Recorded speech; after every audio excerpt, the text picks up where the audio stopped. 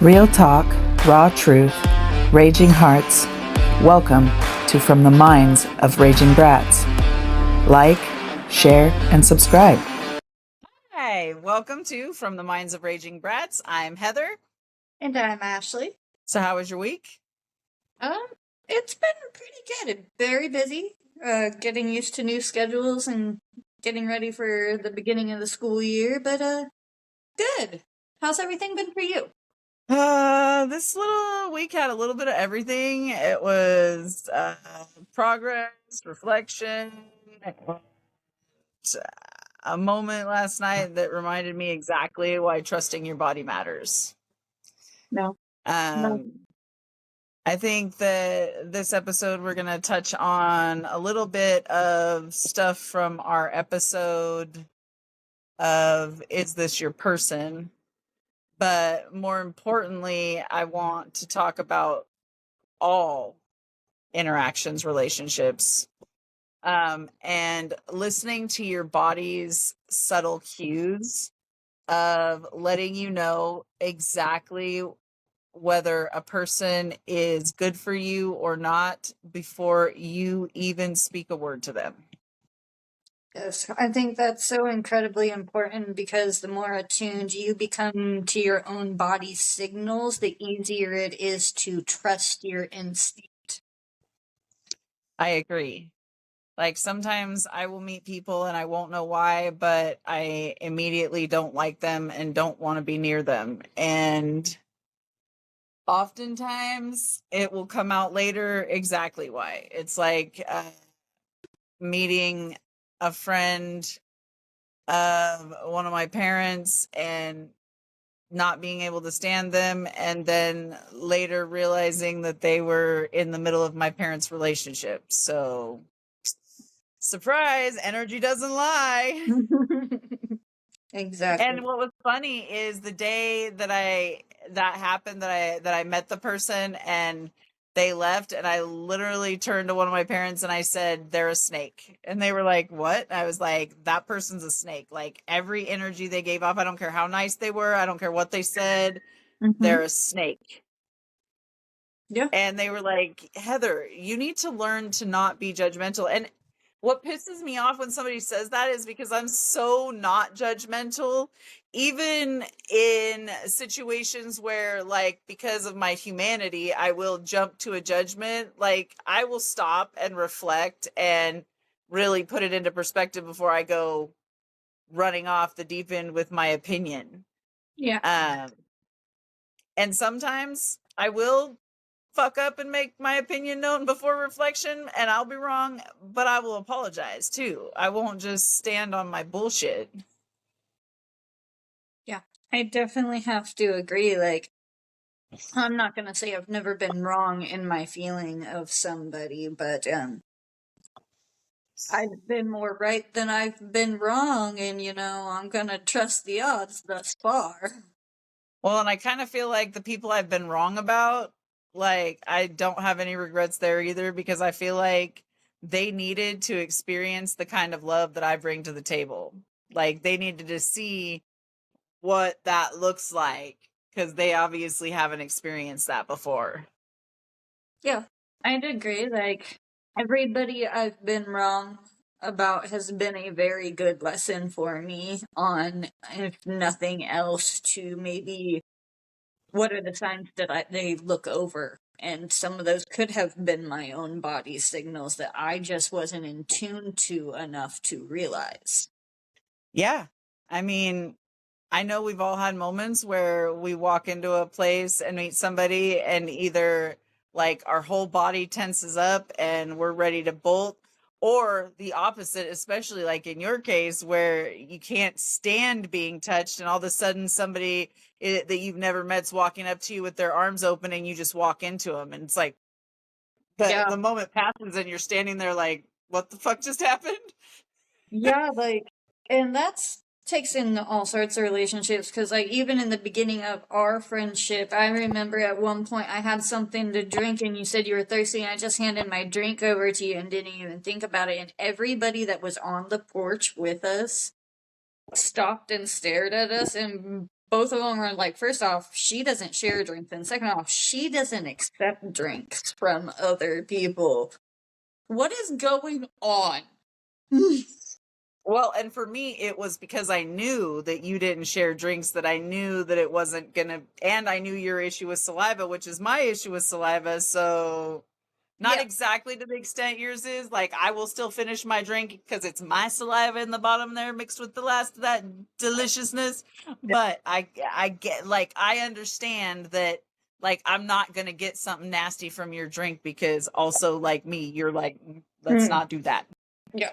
Yeah, like, even my good friend B, like, it took a very long time, and I still very rarely will drink after him. And it's not because I think he's dirty, I don't. His mouth touches more people's than mine do, and I'm good on that being on my drink.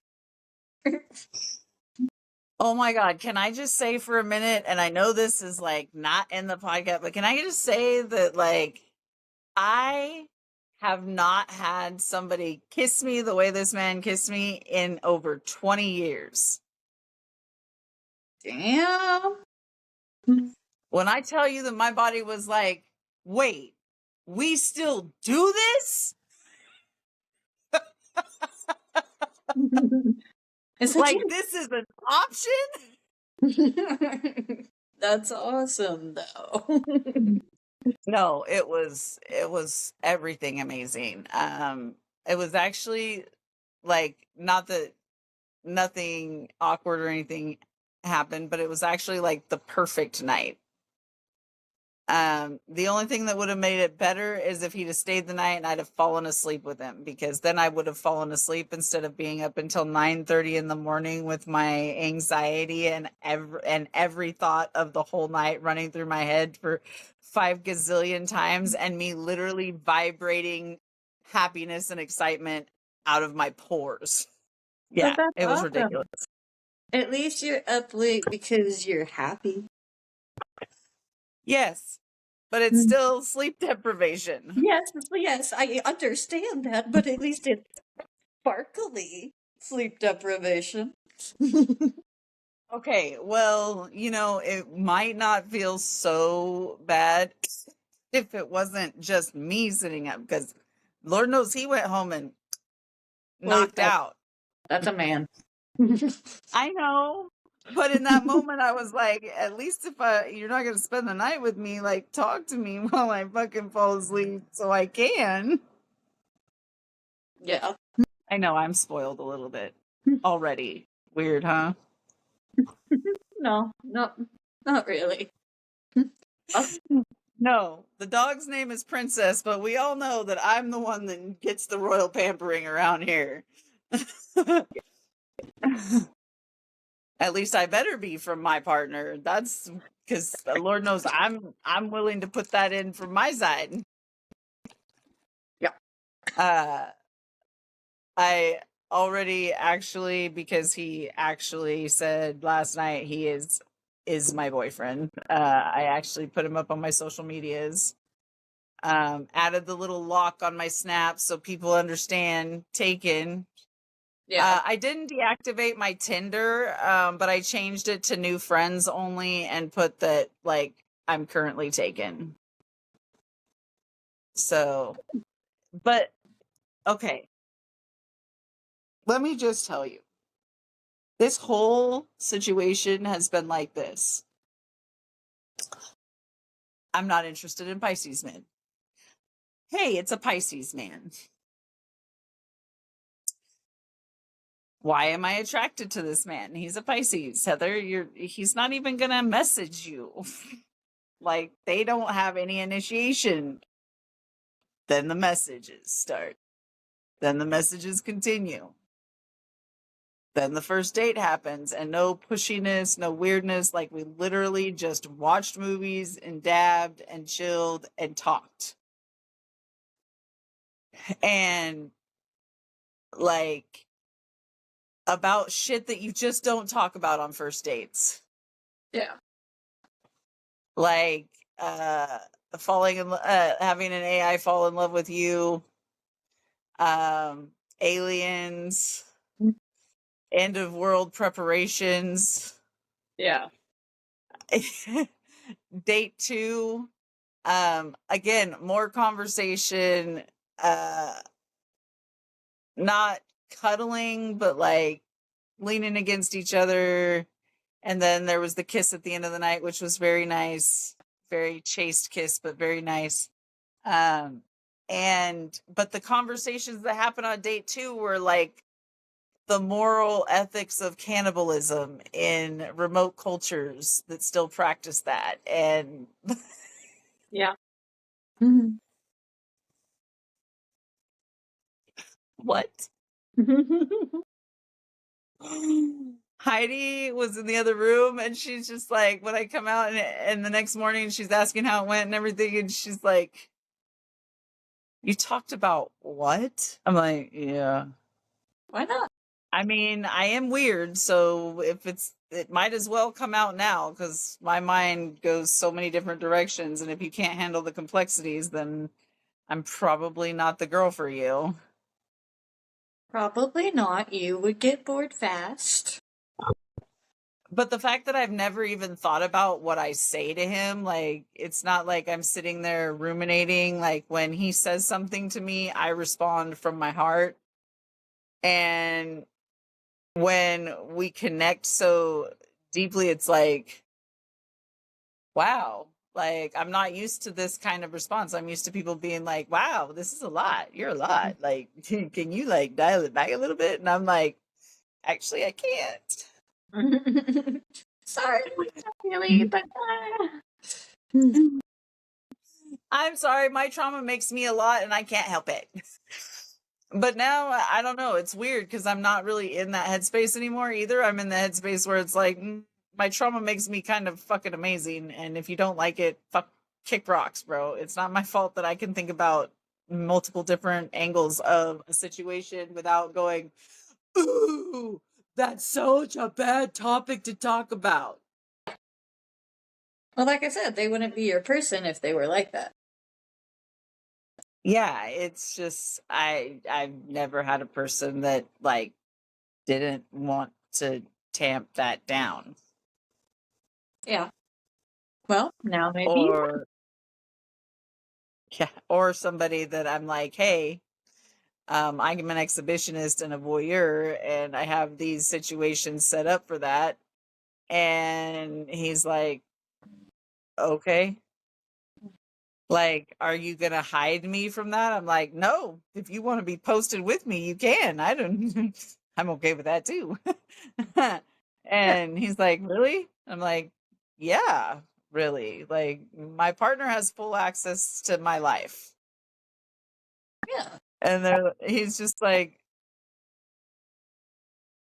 where did you come from? Here. Believe it or not. Actually, I feel like telling people instead of here, I feel like telling people years of healing. Because this was not who I was even 5 years ago. 5 years ago, he would not have liked the woman that he met. Yeah. I don't know. When people have started asking me where I came from, I'm just like, dude, I'm not even here. They're just like, what? I was like, I'm not even fucking here, bro. What do you mean, where am I from? And they just look at me like, what the fuck? And then they leave me alone. I love it. I know. It's a totally different, it's peaceful. Mm-hmm. It's like, it's weird because the more you accept of yourself, the more like even the dark parts where you just embrace it and you're like, yeah, that is part of me too. Fuck, don't push the buttons. She won't come out. But yeah, she's there. Don't fuck around and find out. Exactly.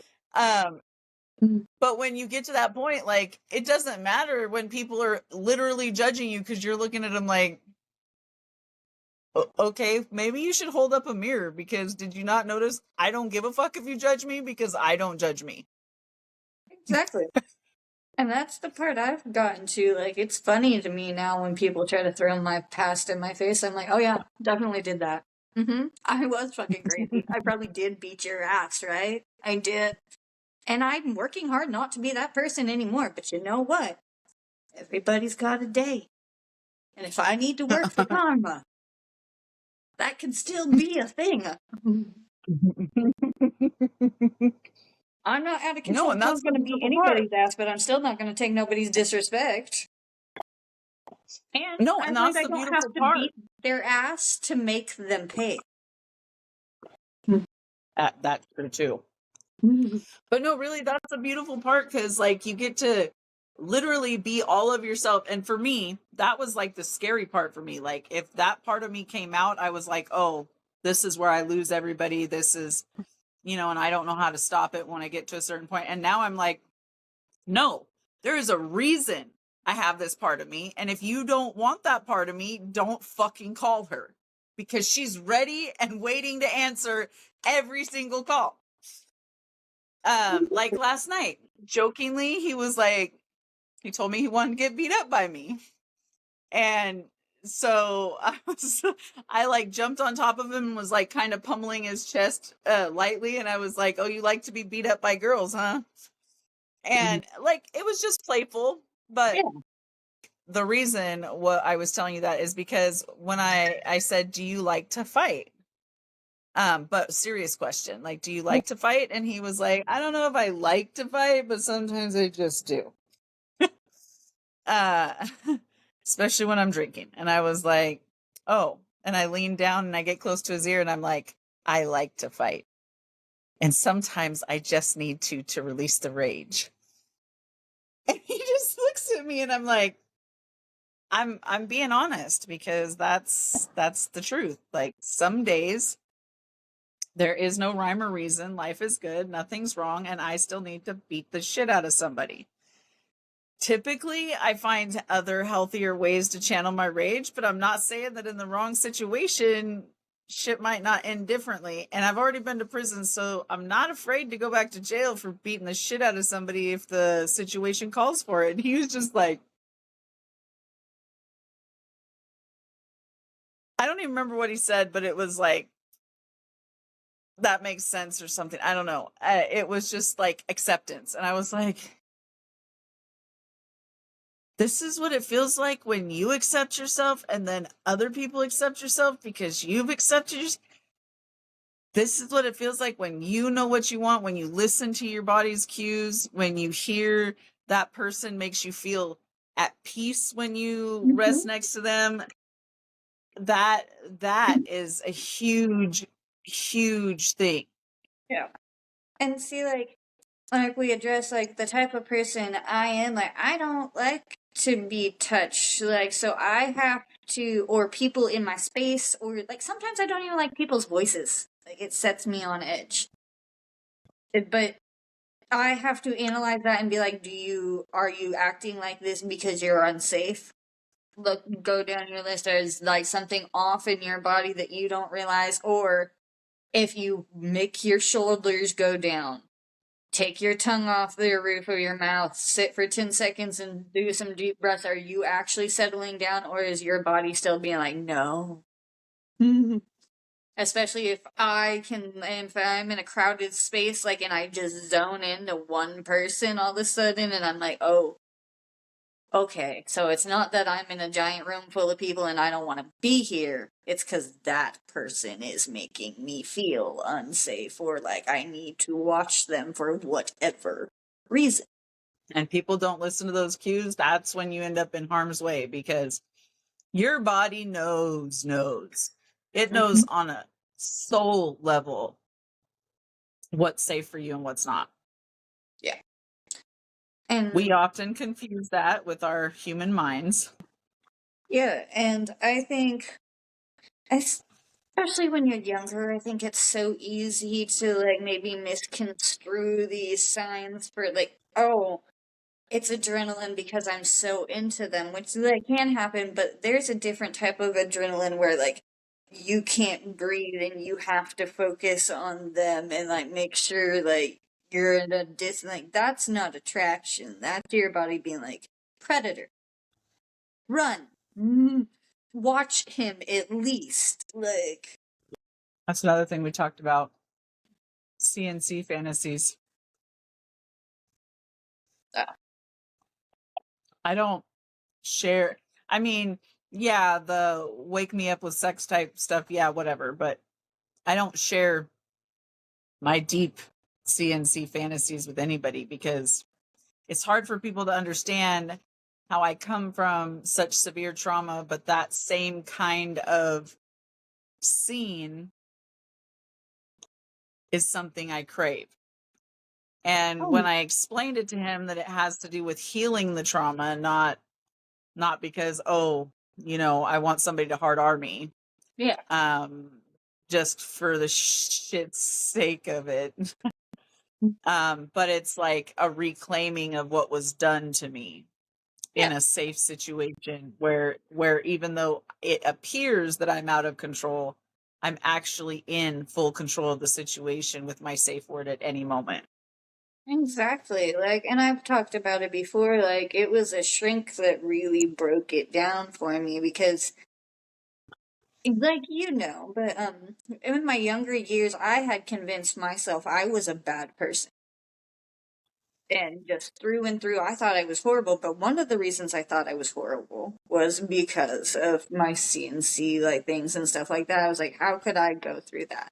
And then be into it. And she's like, you had such horrible things happen to you and they were so violent that you being able to be like, this is going to happen exactly like this. If I say this, it's all gonna stop. It's gonna like immediately end. Like, you literally say every single thing that is going to happen within this scene. She's like, that is you finally being able to say yes or no to something that you never had a choice about. And it made me take such a big sigh of relief to hear that. I was like, oh, so I'm not broken. And she's like, no, it It seems was like you're trying to heal. Mm. it was actually you talking to me about that made the dots connect for me on why it was always a thing for me, because I too lived in with a lot of shame for that. Like, how could I have these feelings knowing what happened to me and how horrendous that is for women in general, like, Yeah.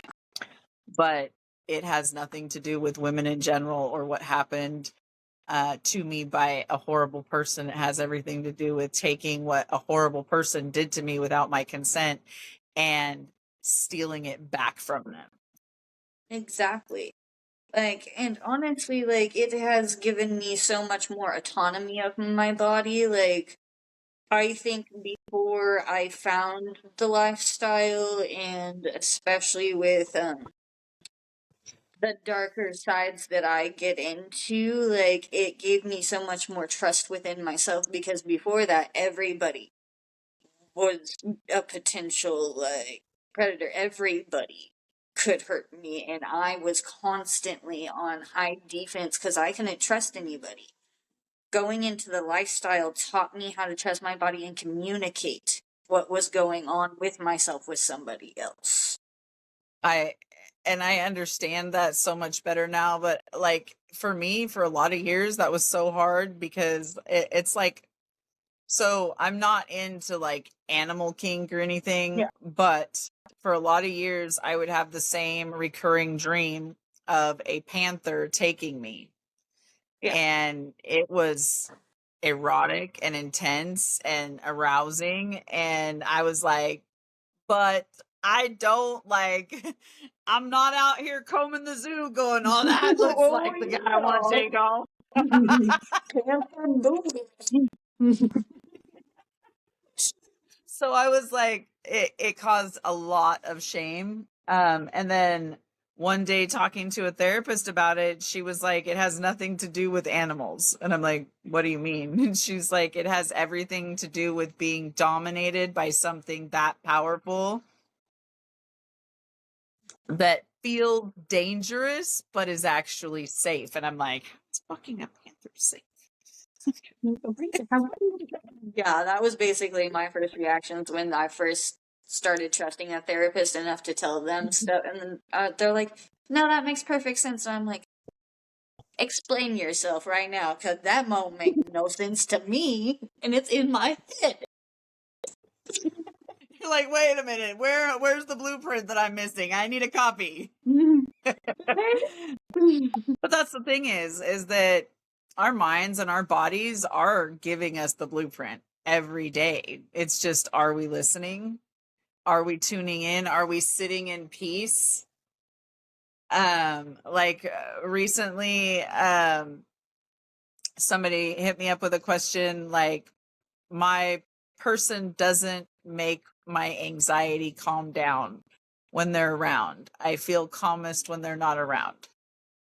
And you know how hard it is to tell somebody you love, like your heart is breaking for them, and to tell them that as much as you don't want to be the person that says that to them, you have to tell them honestly that like that's not your person. Like that means that connection obviously was a lesson for a time or a blessing, but it's time to let it go. Yeah. And you know, I know how hard that is. Like, I mean, we know the firefighter breakup letter took 2 fucking months. By month 2, I knew I needed to be doing something different because he wasn't going to he wasn't going to pour into my cup. Yeah. Not the way I needed. But 2 months of rewriting and writing to get the words what I wanted to say, not the emotions that were just vomiting out, but the words I actually wanted to say from my soul and my heart. 2 months it took me to put it together. And then at the end, I couldn't even say it to his face because I was so emotional. I ended up having to send it via text. Like, I felt like a huge failure, but at the end of the day, I'm like, now I look back and I'm like, Heather, your heart was broke. Like, you were doing something hard. It didn't for your benefit, but that didn't mean it wasn't going to break your heart. Like, you love. We've often said some of the hardest things in life are great. Their greatest results are for your benefit, but they're hard and they're painful. Yeah. Well, and you know that yourself. This last year has been your own personal. Yeah, my own little mini hell of relearning how to navigate around people and their own emotions and their own unhealed journey. But Still that is holding her space path. for your own. Yes, that is her path, and I am on mine, and hopefully we can all learn to heal together one day. Well, here's the thing. Whether or not you are there or not, you both still have a connection, which means you're both still going to see the journey the other one is taking. And whether you want to or not, that is going to influence each other. Oh, yeah. Oh, yeah. This year has been a year of me relearning how to establish boundaries with people that don't like that. Yeah. Yeah, I myself feel that one. Like, but at the same time, like, I'm also like getting so much more grace in this process for everything as I go, because it's like, as I'm going through, I'm reflecting like when I was at my worst and most toxic, and I'm like, people couldn't tell me shit. Like, it literally felt like they were attacking me if they even tried. So for the most part, I mean, I'm pretty sure you see it. I don't try to tell people things unless they ask me something, and I'll like drop my seeds in. But I just try to live my life as an example of, look what healing can do for you. All right, I definitely remember during my last relationship, you didn't say anything until like it was over. You're like, it's not my place to tell you what is going on in your relationship if you don't ask. You're like, but it was very obvious to you and me and everybody around what was going on in that relationship, but it wasn't my job to tell you get the fuck out and run and he's a horrible person, like, because you were definitely in the mindset of don't tell me shit about my relationship unless you want to fight. And that's just because I don't want to deal with it. I dealt with it at home. Well, and that's true for a lot of people, honestly. Like, a lot of people can't see what's right in front of them because the emotional wall, or sometimes it's just too hard to imagine, like, well, maybe that person is my financial security. Maybe everything's in their name. Maybe like they have the job and they've threatened to take my kids. Like there's a lot that comes into the mix. So I understand that it's hard to just tell somebody, hey, get out, because more often than not, you're going to push them further in. But if you just love people, how they are, and meet them where they're at, and let them remember what it's like to be loved, they start to remember who they are or find who they are. Yeah, and that definitely goes along with like our topic. Like, if you follow your instincts and your body, like what it's telling you, if your body's telling you your friend needs that hug that day, give them that hug. If you feel all of a sudden like you need to reach out to somebody, like your friend may be like nothing's going on with you, but you just feel this need to contact one of your friends, do it. Your body is designed to give you these warnings and this intuition if you allow it to. Yeah. Our bodies are fine-tuned machines. Oh, ooh, sorry. Totally on topic, but off topic. So on topic because we're on the podcast, but I talked about it in a different episode. I heard back from the doctor today about my EEG. Oh, yeah? They want me to do a 72-hour EEG. What? How do you do that? I don't understand. I'm assuming that I probably wear a cap with fucking electrodes touching my head for 3 days while I do everything that I do. Yeah, you have to go about your normal day with that? I'm thinking so. Okay. That'll be interesting. The neurologist says she thinks that it has to do with my cannabis use, but we'll see. Okay. We'll see what it looks like when they can see the full picture instead of a short little blurb. Yeah. Yeah, more information is always better. Well, because if it's still doing it, like if my whole read for 72 hours is it's doing it and I'm not on medication and I'm not smoking weed and it's still doing it, then they got to dig deeper because that's not it. Yeah. But if we get it on and my brain is normal brain waves when I'm not smoking and when I'm awake, and then does the slowed when I'm asleep or when I'm high, then that just proves their theory and we move on. Yeah. True. But I don't know. I kind of feel like it's not going to prove their theory. Probably I don't know. not. I have this weird feeling that this is because of the mind shift.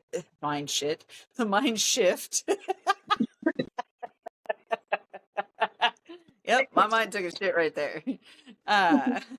The mind shift that I often have from 3D to 4D to 5D, as Rowan often points out to me, I feel like because in that moment, like I told you, I felt like he was there with me because I had super anxiety. That we talked about it. He's like, I feel like probably what happened is your mind shifted to an altered state so that you could feel my presence and calm your own anxiety. And that's what they witnessed. That could very well be. So, I mean, that's an interesting theory. I would love to see what the 72 hours. She was like, so do you want to do that? And I was like, I do. I think finding out the answers is important. Yeah. And if we find and like I told her at the doctor's appointment, and if we find no answers for right now, at least we now have a baseline. So moving forward, if things continue, I keep having symptoms and stuff, and next year we end up having to do another scan, and now you have a baseline and you compare them and it's like, oh, things are different. Okay, exactly. Now we know that you may not have all the answers, but you know that there's difference, and now we need to be figuring out why that is. Yeah. So I mean, it's really good. That's another example of listening to your body. Like that doctor, that first doctor that blew me off made me feel so terrible. And like she didn't listen to me. And then I told my therapist about it and she was like, you should absolutely contact your doctor and request to see her. And then she did, and she listened and she did all the tests, and we may not have found the answers that we thought we were going to find, but we also did find abnormality. So it's not like, oh, Yeah. hey, this is just you in your fucking loony bin. This is actual stuff's happening with me. But based on the fact that like I am so living in my intuition these days, like even the words that come out of my mouth, it's just off the top of my head these days. Before I was like scripting everything, writing it. I mean, still my words, but like Yeah. scripting everything so I could stay on topic. And now I just have outlines that tell me, you want to have this section in there. Don't forget this stuff because my ADHD will blank out spots. But the cool shit about listening to your body is when you start to heal and slowly learning that you can trust your body's cues again, like fully trust them, and then being able to lean into those moments where normally you would feel out of control and unsafe and maybe need to get away to your safe place. Now, because you trust your body, you have a safe place in your body, not I have to get home or away from people. It's like, yeah, I'm overwhelmed by the people around here, but I'm not going to fucking blow the fuck up because look at me. Like I have this safe, calm place in here. I can always turn inside for a minute and take some deep breaths and then be like, okay, this is fucking annoying, but I will get through it. Yeah, exactly. And it's so nice when you realize that you're starting to do it when you never have before or you're starting to be able to again. Like, it's awesome. I know. Yesterday was the Lionsgate highest manifestation portal. And specifically for our viewers, like full moon is today or tomorrow? Today, August 9th. Yeah. Yeah, I thought it was today. And the Lionsgate's energy is gonna be still going for at least another week, I believe. Right now, those cues in your body are going to be higher than normal. Even if you're somebody that doesn't normally feel safe in your body and feel safe to listen to those cues. Right now, your body is going to be screaming at max volume with a megaphone. Mhm. If you're getting the overwhelming feeling that something is not for you or just making you feel uneasy, anxious, overwhelmed, fatigued, it's telling you that that's a no. Mhm. If something that is not normally lighting you up is lighting you up like a damn Christmas tree or like the sky on 4th of July, that's something to explore. Don't be afraid of it. It's okay to feel afraid. Like that was a lot of the things that I talked about last night, both with my guy and with Rowan, was that sometimes like even though I'm following my intuition and doing all the things that I feel are right, at the same time I'm fucking terrified. I mean, I'm doing it, but I'm fucking terrified. Oh, yeah. And I'm like, you don't think that that's weird? And Rowan is like, that's normal. You're a human. You're going outside of your comfort zone. That's terrifying. Why wouldn't you be afraid? But you still did it. That's the important part. Exactly. Like, last few weeks are very much outside of my usual comfort zone or what I've gotten used to, but, I've told several kids, I tell my own kids, like, fear is not a reason to stop, it's a reason to analyze. Realize why, or think about why you're afraid. Like, if there's good reason, don't do it, but if it's just different, you're not used to it, it's okay to be afraid, but you still gotta do it. Well, and typically when I feel stuff this big, like what's going on between me and Scott, it is typically it will be so overwhelming. I don't want to deal. I'm going to bail out because that's easier. Yeah. But honestly, this feels so easy and so natural. The hardest part is like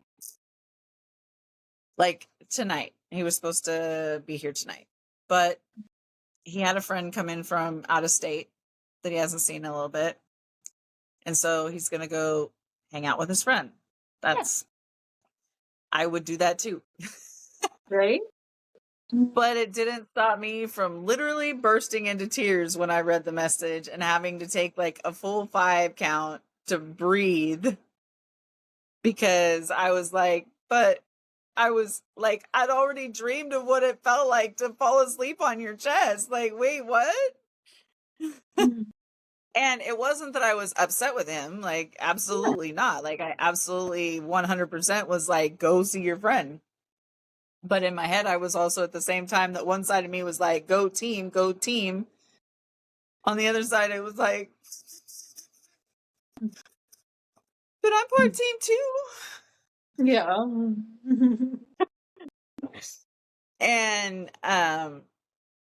And then I, talked to Rowan about it, and he's like, and why can't both be true and valid? And I was like, okay. And this was the only time I actually had to have Rowan help me because I didn't know how to say it. And then when he gave me like an example paragraph, I was like, okay, now I'm tweaking all of this because now I know what I want to say now that I've got an example of how to get it out of my head. That is one thing I love about Rowan. Something about when I just verbal vomit, like I'm trying to say this and I don't know how to say this without sounding psycho. Yeah. He goes, first of all, that's not psycho, but second of all, isn't that what you were going for? And then I'm like, not exactly, but now I know where I'm going. Thank you. Let me tweak this. But like where I sent him a message and I told him the truth. Like it was a bit of a gut punch. Not because I don't want you to see your friend. I absolutely want you to see your friend. But also maybe next time I might actually not let you leave. Just fall asleep on you and then you do stuff. Yeah, that works. And not that I would hold him hostage or anything, but just I just wanted him to know that where my heart is at, like that I miss him. Yeah. And God, is that weird to say? It's not like when I missed Kyle when he'd go on his fires and it was like I missed him because I never saw him. It's like, no, I miss the way I feel when we are together. Yeah. Well, that's the important part. Yeah, it's definitely, and it feels different in my body when somebody is present, like in my, not just here physically, but like when they're present in the relationship, it's like,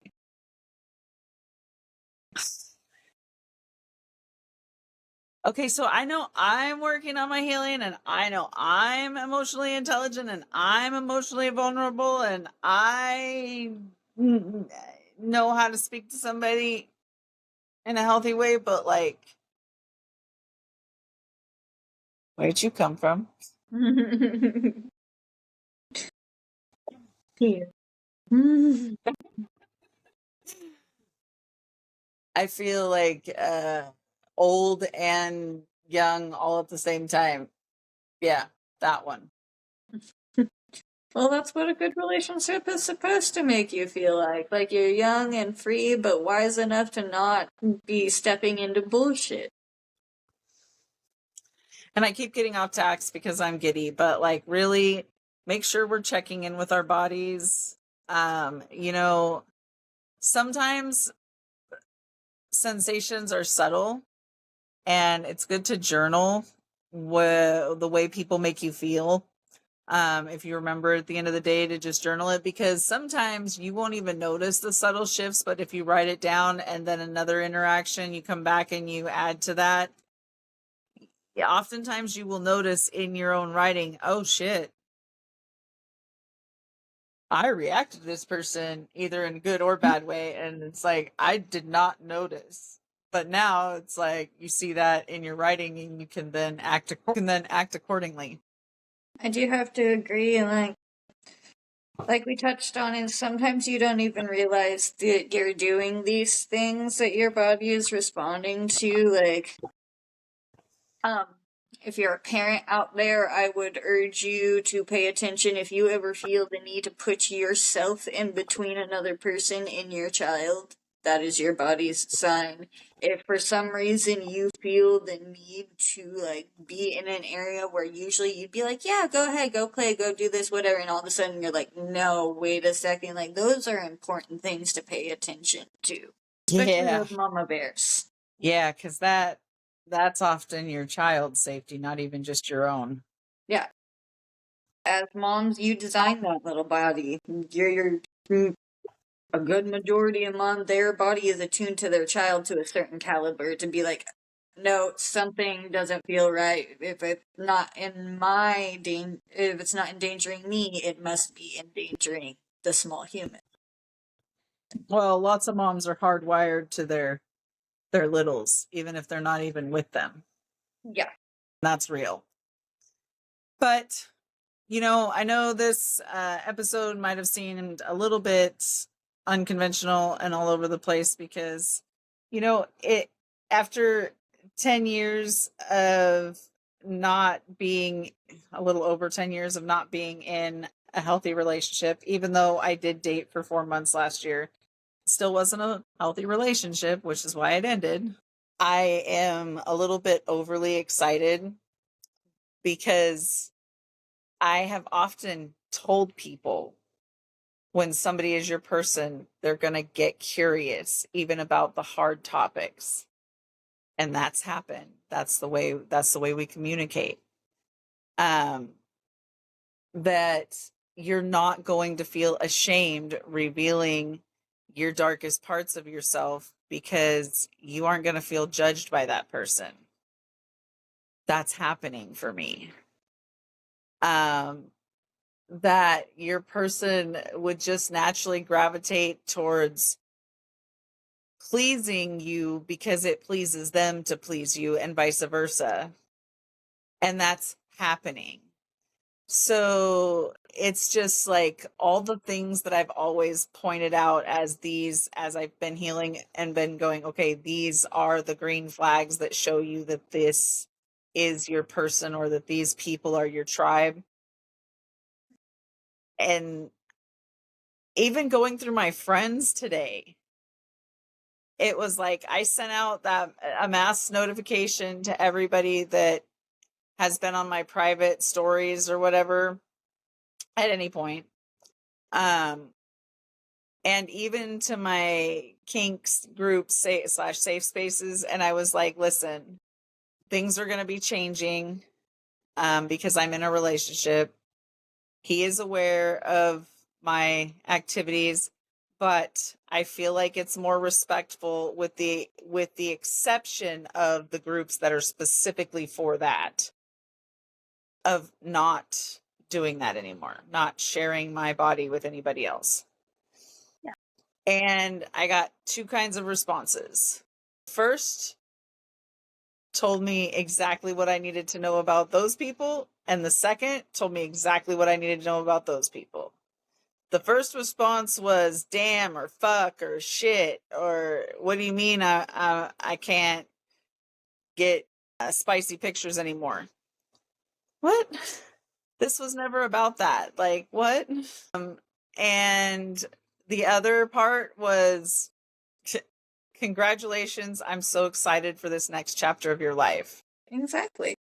And then, like I told you, I even updated my Tinder to where it's now just new friends and it says I'm taken. Because like I have met some I've met more friends on Tinder than anything else, but because I can't say only because I met him on Tinder too. So, Yeah. But I've met more friends than anything else on Tinder. So I really was just like, okay, like I don't want to get rid of this per se, because I have met some really awesome people here as friends. But I also want to be clear that there's no longer, I'm not out here looking, and I'm not interested in people that are looking. Yeah.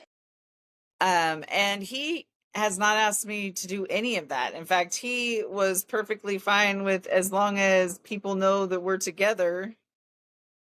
Like, he's like, I'm fine. You've been open. But even though he didn't ask, I feel compelled, for me, not just for him, but for me in the relationship, so that he knows that I'm serious when I say I'm including him in everything.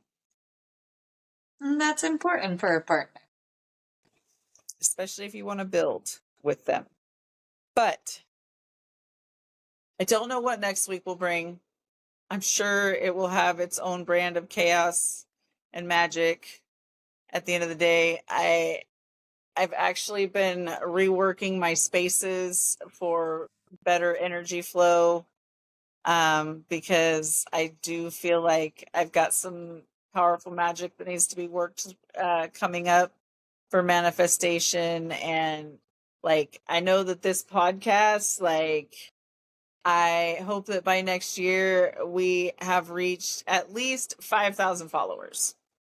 I know that seems huge because we're not even at 100. We're almost there, but like, that is the goal for the next 5 months or whatever is left of the year, 4 months, is that we get to 5,000 followers, and that I get some more dedicated time to working on clothing designs. So with that, if y'all would like to like, share, and subscribe, make sure to come back and see us same time next week. I know last week it was a little late. I'm sorry, grandbabies came first. Editing came second, and I had them for 2 days, so it kind of put me behind. But we love y'all. Please know that this is a place to be seen, to feel peace, to feel like you matter, regardless of what you think are your ugliest flaws, unless you are a pedo, and then fuck you, die. Sorry, that's never going to change. And because I mark these videos 18 or older, I don't mind saying it. Wood chipper for you, as JD Delay, and we will probably say that again, so he'll probably get some credits here and there, because we agree. Wood chipper, that sounds fantastic. Sounds fantastic. Every single one of them. Mm-hmm. And if you feed him in legs first, so that like it's a little bit of torture, that would be, yeah. Anyways, rage responsibly. Mm-hmm. We're also available on Spotify. We said what we said, and we're just getting started. Thanks for listening. Now go rage responsibly. Don't forget to like, share, and subscribe. See you soon.